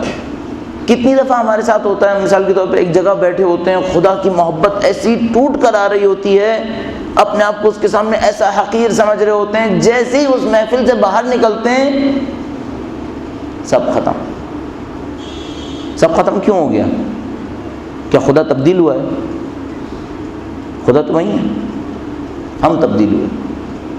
وہ جو تھوڑی دیر کے لیے نورانیت آئی تھی، اس کے پیچھے وہ جو تمام زندگی بھر کے اعمال تھے انہوں نے بالآخر غلبہ حاصل کر لیا۔ یہ ہماری زندگی ہے۔ اب اگر آپ اس کو توڑنا چاہیں تو کیا کریں؟ غور فرمائیے، اگلی زندگی کے بارے میں سوچ لیجئے، اس کے اثرات کو سوچ لیجئے، اس کے قوانین کو سوچ لیجئے، بار بار خدا سے دعا مانگیں، خدایا اس دنیا سے اس دنیا میں انسان بنا کے پہنچا دے، انسان بنا کے پہنچا دے۔ انسان و حیوان کس بات پہ بنتے ہیں؟ عادتوں پر۔ جس چیز کی عادت ہوگی اس سے شکل بنے گی، عادتوں سے، نہ کہ اعمال سے۔ بہت مختصر بھی عرض کروں، اس طرح سے عرض کروں، وقت ختم ہوتا جا رہا ہے، ختم ہو چکا ہے در حقیقت، کہ مثلا اگر میرے اندر سچائی کی عادت ہے، سچائی کی عادت وہ ہے جو انسان بنائے گی۔ اچھا اگر جھوٹ کی عادت ہے پھر کیا ہوگا؟ اس کی شکل جانور کی ہے۔ مکر و فریب کی عادت ہے، مکر و فریب کسے کہتے ہیں؟ شاید کوئی یہ سمجھے کہ مکر و فریب کا مطلب یہ ہوتا ہے کہ مثلا میں نے اس کو کوئی جعلی نوٹ پکڑا دیا، یا اسے کسی مسئلے کے اندر کاروبار میں فریب دے دیا، یہ تو ہے ہی مکر و فریب۔ ایک اور مکر و فریب بھی ہے، وہ کیا؟ اندر سے کچھ دکھاتا ہوں، باہر سے کچھ اور ہوتا ہوں، یہ مکر و فریب ہے۔ روایت پہلے بھی عرض کر چکا ہوں، دوبارہ عرض کرنے میں کوئی حرج نہیں۔ ختم مرتبت کی روایت فرمایا، جو مسلمانوں سے ملے 2 چہرے اور 2 زبانوں سے، قیامت کے دن آگ کی 2 زبانوں کے ساتھ محشور ہوگا۔ صحیح روایت ہے، شبہ نہیں ہے اس کے اندر کہ یہ روایت صحیح ہے۔ جو مسلمانوں سے ملے 2 چہروں سے، 2 زبان، 2 چہرے کسے کہتے ہیں؟ جس کو ہم لوگ ہوشیاری کہتے ہیں۔ ہوشیاری کیا ہے؟ ظاہر نہیں کرو تم اندر سے اس کے بارے میں کیا سوچ رہے ہو، اندر سے کاٹ دو، اوپر سے میٹھی چھری رکھو۔ یہی ہے نا ہماری زندگی، ہوشیاری ہم اسی کو کہتے ہیں نا۔ اس کو رسول خدا نے فرمایا، جو یہ حرکتیں کر رہا ہے قیامت کے دن آگ کی 2 زبانوں کے ساتھ محشور ہوگا۔ اس کو ہم کاروبار کی ہوشیاری کہتے ہیں۔ یہ سب کچھ ہے ہمارے پاس، اور اگر کوئی کہہ رہا ہے نہیں ہے، یا خود بے وقوف ہے یا بتانے والے کو بے وقوف بنا رہا ہے، قطعاً ہم لوگ اس حرکت کے اندر مبتلا ہیں۔ اور یہی وہ چیز ہے جو رسول خدا نے فرمایا تھا، 2 چہروں کے ساتھ محشور ہوگا، 2 زبانوں کے ساتھ جو آگ کی ہوں گی اس کے ساتھ محشور ہوگا، عذاب بھی اٹھائے گا اور پورے میدان حشر کے اندر منافقت کی علامت بن کے گھومے گا۔ روایتوں میں لکھا ہوا ہے اس طرح سے۔ مزید تفصیل پڑھنا چاہیں آیت اللہ خمینی کی 40 حدیث میں دیکھیے، صریح روایت موجود ہے، اسی کے اوپر انہوں نے موضوع گفتگو رکھی ہے اور اس کو کافی تفصیل سے بیان کیا ہوا ہے۔ اب یہ ایک عادت غلط عادت ہے نا، چھٹکارا حاصل کر لیجئے،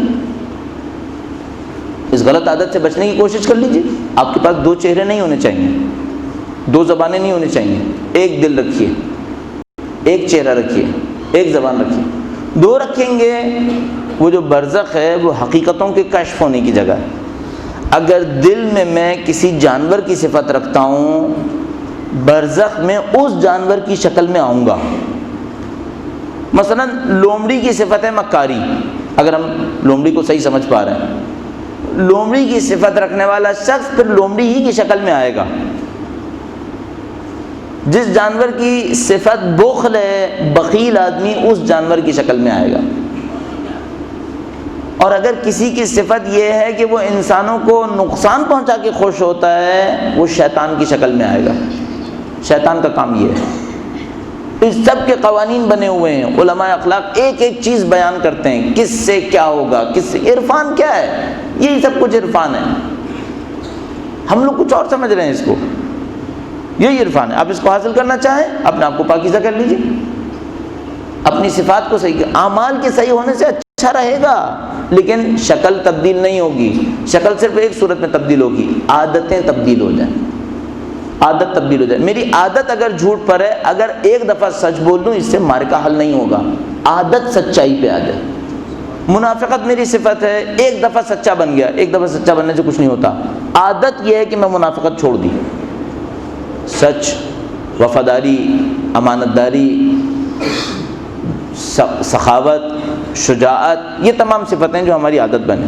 اب اہل بیت کیا محنت کیا کر رہے تھے؟ محنت یہی تھی، کچھ انسانوں کو اس جانور پن سے نکالیں، ان کو انسانوں کی فہرست میں لا کے کھڑا کر لیں. جب انسانوں کی فہرست میں کھڑے ہوں گے، اب ترقی حاصل کریں گے، اب کمال حاصل کریں گے. اب انہیں سب کچھ نظر بھی آئے گا، نظر آنے کے ساتھ ساتھ اپنے مستقبل کے بارے میں فیصلہ کریں گے. یہ راستہ ہے. بس اس میں کوئی گنجائش نہیں ہے اس دینی مکر و فریب کی جو میں اور آپ بعض اوقات دے رہے ہوتے ہیں، جس کا کل میں نے تذکرہ کیا. یا مثال کے طور پر وہ نماز ٹالنے کے لیے پڑھنے والی، یا مثال کے طور پر اپنے مومن بھائیوں کے ساتھ اپنی مکاری کا سکہ جمانے کے لیے ریاکاری کرنے کی کوشش کرنا. ان تمام چیزوں کی کوئی گنجائش نہیں ہے. ان تمام کی شکلیں جانوروں میں ہیں. یہ سادہ دین ہے، اس میں ان تمام چیزوں کی گنجائش نہیں ہے. سادگی پر آ جائیے، دین آپ کو فائدہ دے گا. سادگی پہ نہیں آئیں گے، یہی سب کچھ رہے گا. کل ختمی مرتبہ کی ایک روایت عرض کروں گا آپ کی خدمت میں. دیکھیے گا آج کی زندگی وہ جو بیان کر رہے ہیں اس کے مقابلے میں کیسی ہے. اچھا، چونکہ وہ یہ نتیجے دیکھ رہے تھے لہذا بیتاب تھے انسانوں کو جگانے کے لیے. وہی سارے نتائج دیکھ رہے تھے کہ انسانیت اگر اس راستے پر چلی انجام کیا ہے. مثلا کیا انجام ہے؟ 6 ارب انسانوں میں بہت کم، خود فرماتا ہے قرآن کریم، قلیل من عبادی الشکور، بہت کم میرے بندے شاکر رہ گئے، شاکر ہیں. تو اب ہم لوگ اپنا خود فیصلہ کریں. اور یہ جو مجالس ہیں، یہ دینی محافل ہیں، اگر یہ رسم کے لیے ہیں تو یہ خود شرک ہے اور منافقت ہے. اور اگر سیکھنے کے لیے ہیں تب کوئی ثواب ہے. اگر رسم کے لیے ہے، میں نے آنا ہے 10 دن بولنا ہے، آپ نے آنا ہے 10 دن سننا ہے، میں اپنا کام انجام دے دوں، چند سکے کما لوں اور شہرت کما لوں اور اپنے دل کو مطمئن کر لوں میں نے دین کی ذمہ داری ٹکا دی، اور آپ بھی اپنے دل کو مطمئن کر لیں کہ مسلمان ہونے کے ناطے، اہل بیت کے ماننے والے ہونے کے ناطے کچھ کام ہم نے بھی کر لیا. یہ شرک ہے اور منافقت ہے. اور اگر کچھ سیکھنے کے لیے بیٹھے ہیں ہم اور آپ، اور میں واقعا سیکھنے کے لیے ہوں کہ ہاں ٹھیک ہے بولوں گا تو چند جملے میں بھی سیکھوں گا، تب کہیں جا کر کوئی بات بنے. ذکر سید الشہداء اس کام کے لیے. ذکر سید الشہداء سے کم آپ کو فائدہ اٹھائیے. اور آج شب جمعہ ہے. شب جمعہ کو پروردگار عالم نے فضیلتوں کی رات قرار دیا. اس سے اپنی زندگی میں فائدہ اٹھانے کی کوشش کیجیے. اس اپنی اگلی زندگی کے لیے سوچیے. ایسی کوئی استغفار کر لیں کہ وہ جو گناہ کے روح کے اوپر اثرات ہیں، کل کوشش کریں گے گناہ کے اثرات پہ بات کر لیں. گناہ کتنے طریقوں سے انسان کو متاثر کرتا ہے. ایک گناہ، استغفار اس کا حل ہے کہ استغفار طلب کی جائے اور گناہ کے اثرات کو زائل کر لیا جائے. البتہ آسان نہیں ہے، لیکن شب جمعہ موقع ہے، اس موقع سے فائدہ اٹھائیے.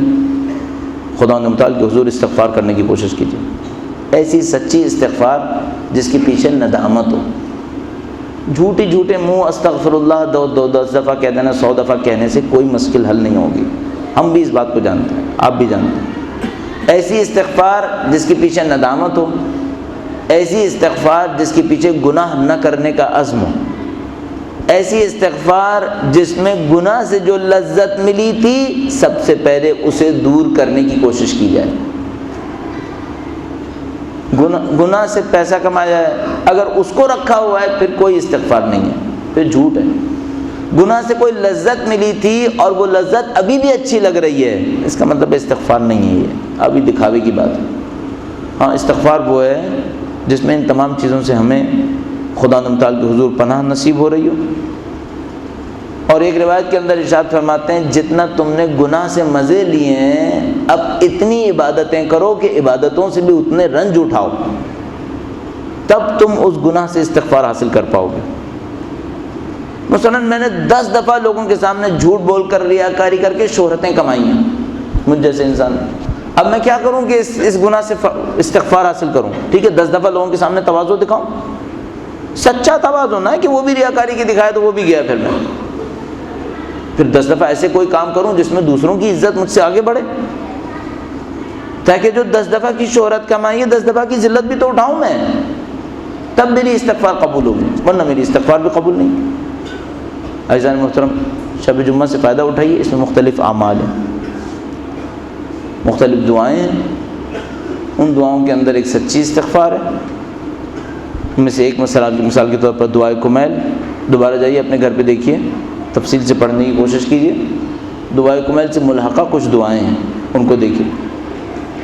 خیر پائیں 100 دفعہ سورہ قدر پڑھیے، اس شب میں آیت اللہ جواد ملکی تبریزی نے اپنی کتاب میں کچھ ریکمنڈیشنز بھیجی ہیں، لکھی ہیں، ان میں سے ایک ریکمنڈیشن شب جمعہ 100 دفعہ سورہ قدر، عصر جمعہ 100 دفعہ سورہ قدر، اور طولانی سجدے، لمبے سجدے جس کے اندر یا لا الہ الا انت سبحانک انی کنت من الظالمین، بہت لمبے سجدے، لکھا ہے کم از کم پونا گھنٹہ اور یا اس سے زیادہ، ہم جتنا کر پائے کوشش کیجیے شب جمعہ سے فائدہ اٹھائیں۔ سید الشہداء کا تذکرہ ہے، سید الشہداء کے تذکرے میں خوبی ہے اس کا در گناہ گاروں، پرہیزگاروں، عابدوں، زاہدوں سب کے لیے کھلا ہوا ہے۔ شب قدر کی دعاؤں میں بہت خوبصورت دعا ہے، اس میں یہ لکھا ہے اے خدایا اگر تو نے آج کی رات عاشقوں کو بخشنا ہے تو وہ تو تیری بارگاہ میں پہلے ہی بخشے جا چکے ہیں، اگر آج کی رات تو نے عابدوں اور زاہدوں کو بخشنا ہے تو وہ اپنی عبادتوں کے ذریعے پہلے سے بخش دیے گئے ہیں، خدایا مجھ جیسے بد نصیب کو اگر تیری رحمت نہیں ملی تو پھر تیری رحمت کس کے لیے؟ وہ عاشق ہیں، اپنے عشق کے ذریعے آگے بڑھیں گے، وہ عبادت گزار ہے، اپنی عبادت کے ذریعے سے آگے بڑھے گا۔ اگر خدا شب جمعہ بھی گناہ گاروں کے لیے نہیں ہے تو پھر گناہ گاروں کے لیے کیا بچا ہے؟ کہاں جائیں گے؟ گویا خدا نے سید الشہداء کا در رکھ دیا کہ خدا نے کہا کہ عاشق تو عشق سے آگے بڑھیں گے، اعمال زہد تقویٰ دکھانے والے اپنے زہد و تقویٰ سے آگے بڑھیں گے، گرچہ کوئی سید الشہداء سے دور رہ کر کبھی کہیں نہیں پہنچ پائے گا، لیکن اگر گناہ گار چاہتا ہے کوئی دروازہ کھٹکھٹائے تو گویا سیدہ کا دروازہ اس نے چھوڑ دیا، اس نے کہا یہ دروازہ کھٹکھٹاؤ۔ رسول خدا کی ایک سنت ہے کہ اگر کوئی رسول خدا کے سامنے ان کے بچوں کا نام لے کر آتا تھا تو رسول خدا کا دل پسیج جاتا تھا۔ یہ باتیں طے شدہ روایات کے تحت ہیں، رسول خدا اپنے بچوں کو بہت پسند کیا کرتے تھے، بہت چاہتے تھے رسول خدا، لہذا رسول خدا بی بی سیدہ سلام اللہ علیہا کو سب سے زیادہ چاہتے تھے، سب بیان کرتے ہیں ان روایات میں۔ اس کے بعد جب حسنین ہوئے تو سید الشہداء سید حسنین کو بہت زیادہ چاہا کرتے تھے، خود سید الشہداء اپنے بچوں کے بہت عاشق تھے، بہت پسند کرنے والے تھے۔ یہ جو ہمارے پاس روایات ہیں کہ اپنی بچی کو اپنے سینے کے اوپر سلایا کرتے تھے، یہ مفہوم رکھتی ہیں، بچوں کو بہت پسند کرتے تھے۔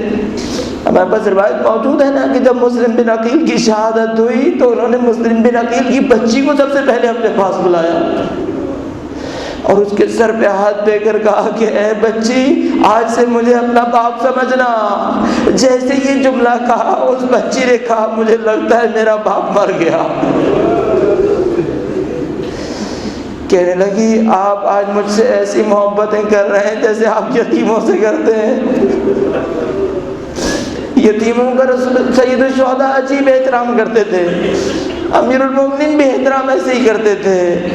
لہذا بی بی سیدہ نے ایک خواب میں کہا سب سے سخت لمحہ وہ تھا جب حسین آخری دفعہ الوداع کرنے آئے، سارے یتیم بچے جمع ہو گئے اور پکار پکار کر کہنے لگے مولا ہمارا باپ مر گیا تھا، ہم سوچتے تھے آپ تو ہیں، اب اگر آپ بھی چلے گئے پھر ہمارا دیکھنے والا کون ہے؟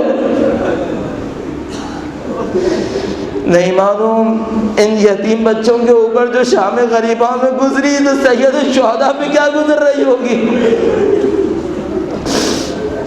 ایک بہت کٹھن روایت ہم لوگ پڑھتے ہیں، نہیں معلوم عدد بچوں کا کتنا ہے، لیکن روایتوں میں اس طرح کہتے ہیں کہ جب قافلہ کوفہ اور شام جا رہا تھا تو ان اونٹوں سے بچے گر جایا کرتے تھے اور اونٹ بچوں کے اوپر گزرتے تھے اور قافلہ نہیں رکتا تھا، بچے بلک بلک کے مر جایا کرتے تھے۔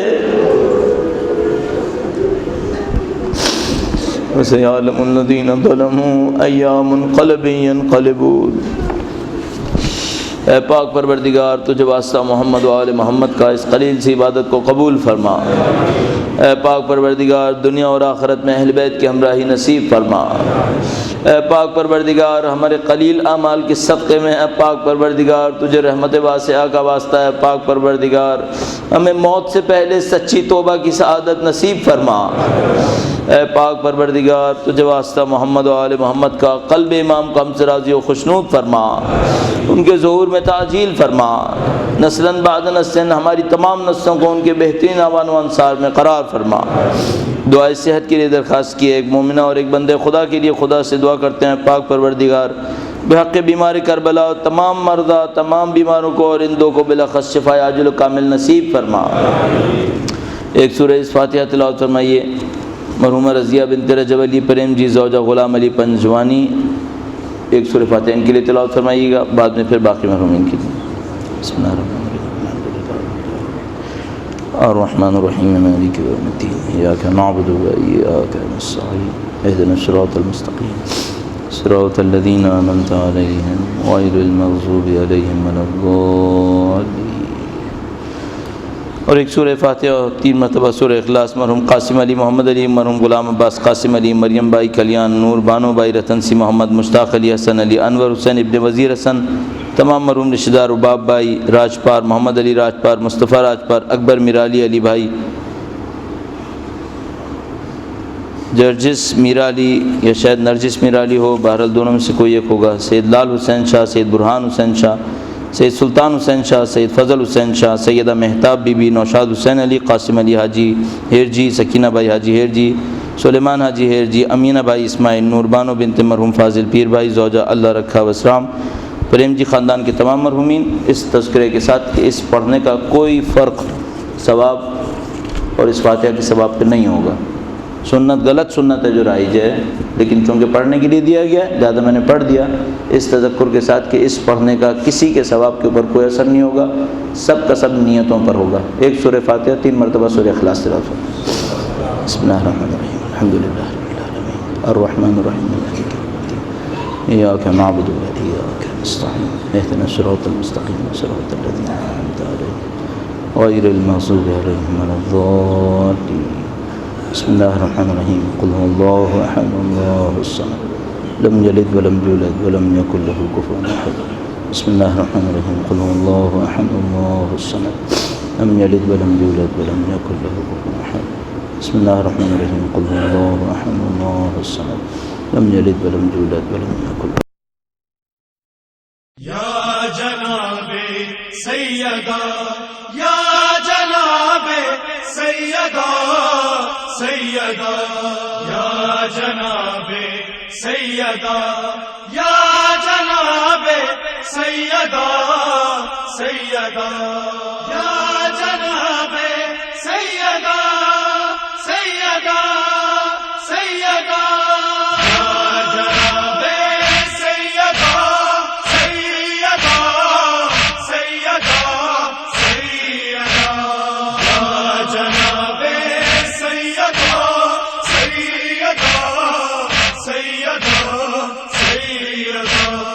آپ کے در پہ ہے یہ میرے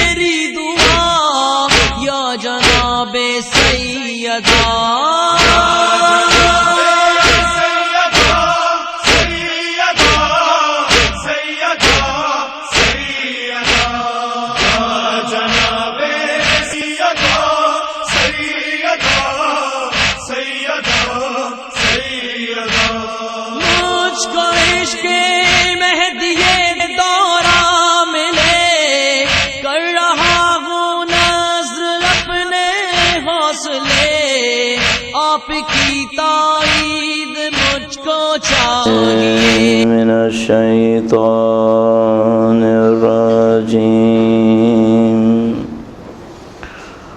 بسم الله الرحمن الرحيم الحمد لله رب العالمين والصلاة والسلام على سيد الأنبياء والمرسلين حبیب الہ العالمین بالقاسم محمد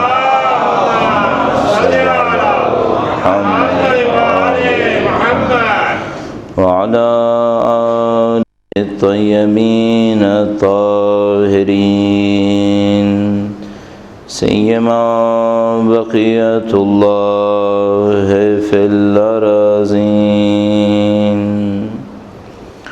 قال اللہ تعالی فی کتابہ الکریم بسم اللہ الرحمن الرحیم ام حسبت ان اصحاب الكهف والرقیم كانوا من آیاتنا عجبا. درود بھیجے گا محمد و آل محمد.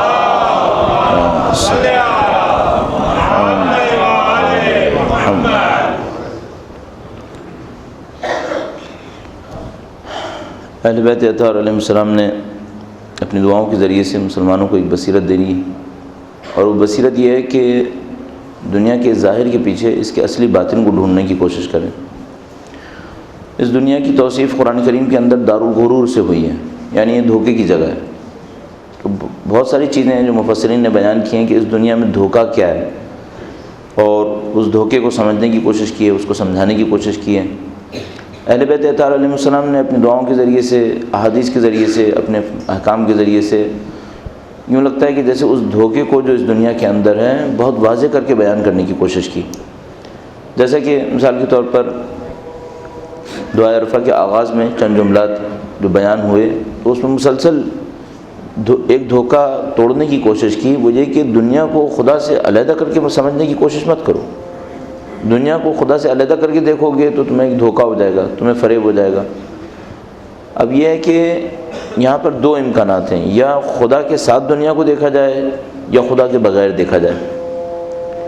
دو عامل ایسے ہیں جو اس دنیا کو صرف دیکھنے کی کوشش کریں گے خدا کو نکال کر، اور ایک عامل انسان کے اندر ایسا ہے جو اس کو یہ دکھائے گا، گرچہ بہت مضبوط ہے، کہ دکھائے گا کہ یہ دنیا اکیلی نہیں ہے، اس کے پیچھے خدا ہے. اس کی تفصیل عرض کروں گا آپ کی خدمت میں، اور دعائے عرفہ کے باقی جملات کو جاننے کی کوشش کریں گے. درود بھیجے گا محمد و آل محمد.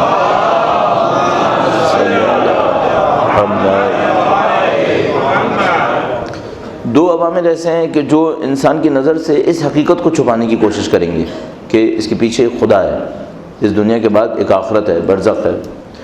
وہ دو عامل، ایک انسان کا نفس ہے کہ جو ہمیشہ اس کو کم مدت کی مادی خواہشات کی طرف لے جانے کی کوشش کرے گا.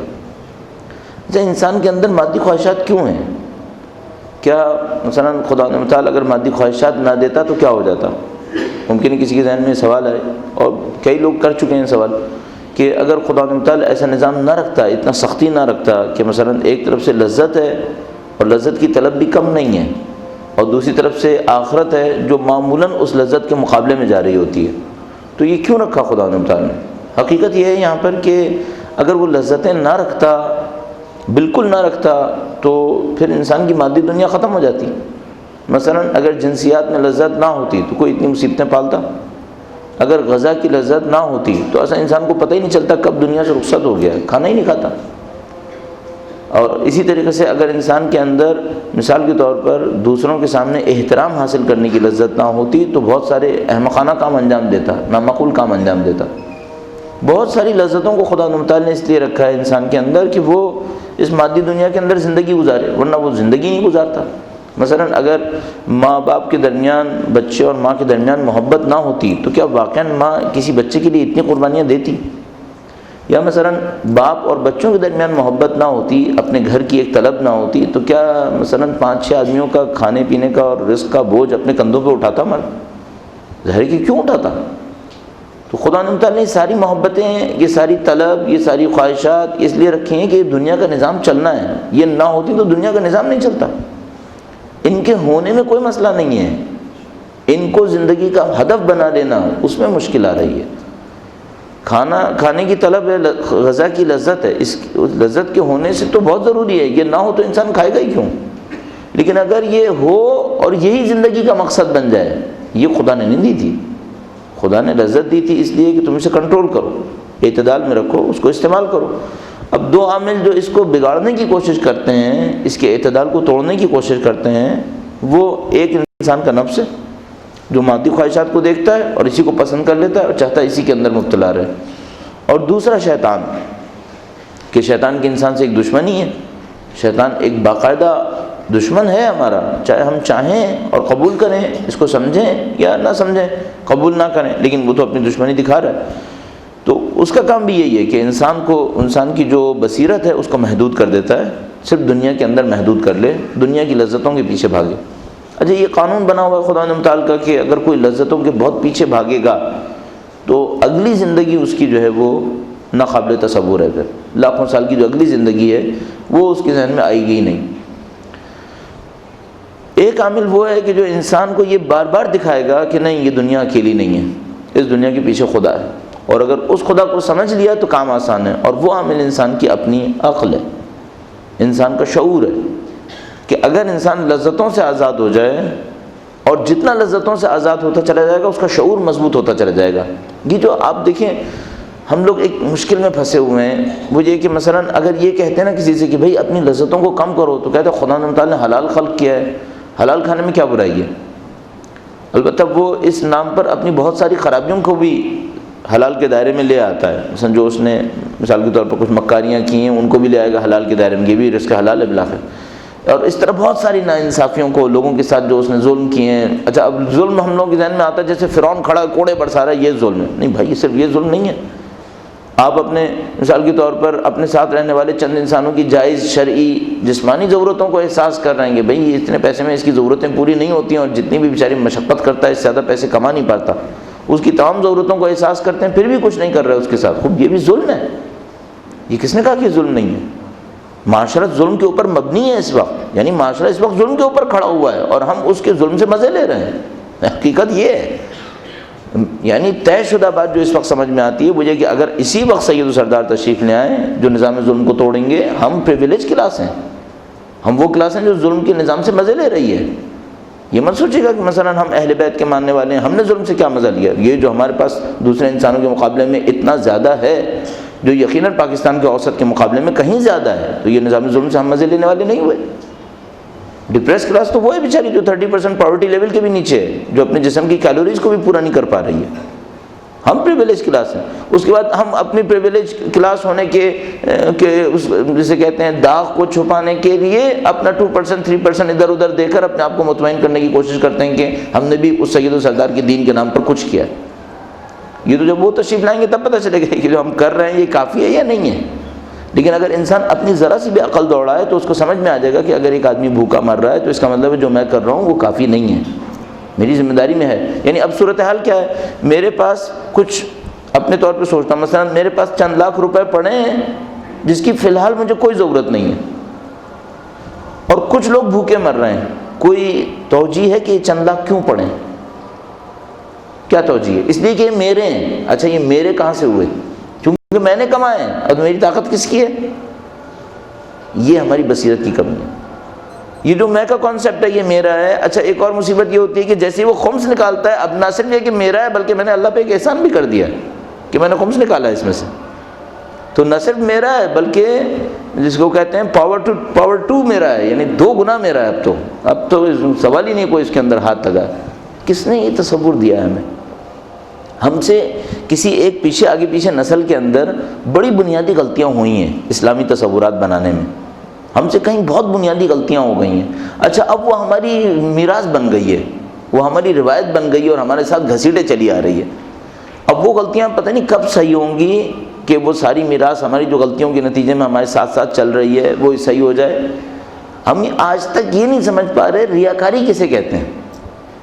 اگر میرے اندر توانائی رہی تو میں بتانے کی کوشش کروں گا کہ یہ ریاکاری ہوتی کیا ہے, تاکہ یہ کچھ تو پتہ چلے کہ بھئی یہ ریاکاری ہو رہی ہے.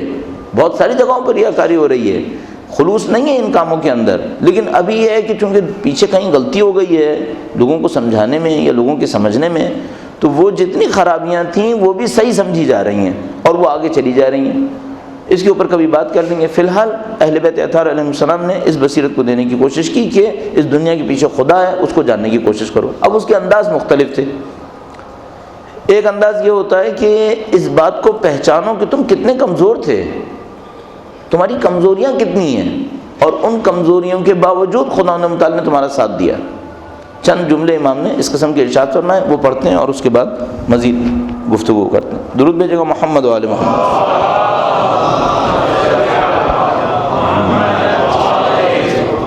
برائے خوشنود امام زمانہ بلند تر صلوات. اللہم صلی علی محمد آل محمد. فرمایا کہ پروردگار تو نے مجھے اس گندے پانی سے خلق کیا اور اس کے بعد تاریکیوں کے اندر رکھا یہاں تک کہ میری حفاظت کی. اس طرح سے فرمایا وَحَفِظْتَنِي فِي الْمَهْدِ طِفْلًا صَبِيًّا, اور گہوارے میں میری نگہبانی کی جبکہ میں چھوٹا سا بچہ تھا. وَرَزَقْتَنِي مِنَ الْغَذَاءِ لَبَنًا مَرِيًّا, تو نے میرے لیے تر و تازہ دودھ کی غذا ہم پہنچائی. وَأَطَفْتَ عَلَيَّ قُلُوبَ الْحَوَازِنِ, اور دودھ دینے والوں کے دل میرے لیے نرم کر دیے. وَكَفَّلْتَنِي الْأُمَّهَاتِ الرَّوَاحِمِ, اور تو نے میری مہربان ماؤں کو میری پرورش کا ذمہ دار قرار دے دیا. وَكَلَأْتَنِي مِن طَوَارِقِ الْجَانِ, اور جن و آصیب سے میری حفاظت کی. وَسَلَّمْتَنِي, البتہ یہ آصیب شاید ترجمہ بہت اچھا نہیں ہوا یہاں پر, یعنی فرما رہے ہیں کہ وہ جو چیزیں مصیبتیں مجھے نظر نہیں آتی تھیں ان تمام سے میری حفاظت کر دی. وَسَلَّمْتَنِي مِنَ الزِّيَادَةِ وَالنُّقْصَانِ, اور مجھے ہر قسم کی کمی بیشی سے بچائے رکھا. فَتَعَالَيْتَ يَا رَحِيمُ يَا رَحْمَانُ, بس تو کتنا بزرگ و برتر ہے اے رحیم و رحمان. حتی اذا استحللت ناطقا بالکلام اتممت علی سوابغ الانعام, یہاں تک کہ میں باتیں کرنے لگا اور یوں تو نے مجھے اپنی بہترین نعمتیں پوری کر دیں. وَرَبَّيْتَنِي زَائِدًا فِي كُلِّ عام, ہر سال میرے جسم کو بڑھایا. حتی اذا تملت فطرتی واعتدلت مرتی اوجبت علی حجتک, تو نے میرے جسم کو بڑھایا یہاں تک کہ میری جسمانی ترقی اپنے کمال کو پہنچ گئی اور میری شخصیت میں توازن پیدا ہو گیا, تو مجھ پر تیری حجت قائم ہو گئی, میں بالغ ہو گیا. دیکھا یہ انداز ہے. انسان اپنے بلوغ کو کیا دیکھے. سید ابن طاؤس نے, بڑے گراں قدر عالم 7ویں صدی ہجری کے سید ابن طاؤس نے بلوغ کے دن جشن منایا. جس دن بالغ ہوئے, بلوغ سے پہلے مجتہد تھے, بلوغ کے دن جس دن بالغ ہوئے جشن منایا. کس بات کا جشن؟ کہنے لگے جشن منا رہا ہوں کہ خدا نے مجھے ذمہ داری دے دی, مجھے بالغ کر دیا, اب میں ذمہ دار ہوں, اب میں خدا کی امانت کا نگہبان ہوں. اوجبت علی حجتک بان الہمتنی معرفتک وروعتنی بعجائب حکمتک, تو مجھ پر تیری حجت قائم ہو گئی, تو نے مجھے اپنی معرفت کرائی اور اپنی عجیب عجیب حکمتوں کے ذریعے مجھے خائف کر دیا, مرعوب کر دیا. جتنا میں نے تیری حکمتوں کے اندر غور کیا, تیرا روب میرے دل کے اندر بڑھنا شروع ہو گیا. ہم لوگوں کے اندر, ہم لوگوں کے دلوں میں روب کیوں نہیں ہے خدا کا؟ ایک ہوتا ہے خوف, ایک ڈر, ایک 10 الفاظ اس میں استعمال کرنے. ایک چیز ہے روب ہونا. روب کے لیے ضروری نہیں ہے سامنے والا مارے تو روب پڑے گا, نہیں, اس کی طاقت دیکھو, اس کی قدرت دیکھو, اس کی عظمت دیکھو, دل میں روب آتا ہے یا نہیں آتا. یہ دنیا ہے کیا؟ اگر انسان صرف اتنا سوچنے لگے کہ جو فلکیات میں کے ماہرین نے کشف کیا ہے کہ بھائی یہ جو دنیا ہے ہماری, یہ تو کائنات کے اندر ایک قطرہ ہے. اور جب ہم کہہ رہے ہیں کائنات کے اندر ایک قطرہ ہے, تو جو جاننے والے بہت اچھی طرح جانتے ہیں کہ یہ قطرہ بھی شاید زیادہ کہہ رہے ہیں. تو پورا سمندر ہے جس کے اندر ایک قطرہ, یہ دنیا ہے. اتنی چھوٹی سی جگہ ہے, اس اتنے چھوٹے سے نقطے کے اوپر 6 ارب انسان بس رہے ہیں, جن میں سے ایک میں ہوں. اور جو گزر گئے ہیں شاید وہ 6 ارب سے زیادہ ہیں, اور جو آنے والے ہیں شاید وہ 6 ارب سے زیادہ ہوں. اور جو گزر گئے وہ مجھ سے کہیں زیادہ طاقتور تھے، اور جو آنے والے شاید مجھ سے اور زیادہ طاقتور ہوں گے، اور جو گزر گئے ان میں مجھ سے کہیں زیادہ عبادت گزار تھے، اور جو آنے والے ان میں کہیں زیادہ عبادت گزار ہوں گے، اور اس پر میری اکڑ ہے۔ کیا ہوں میں؟ کتنے سال کے لیے یہ ساری اکڑ؟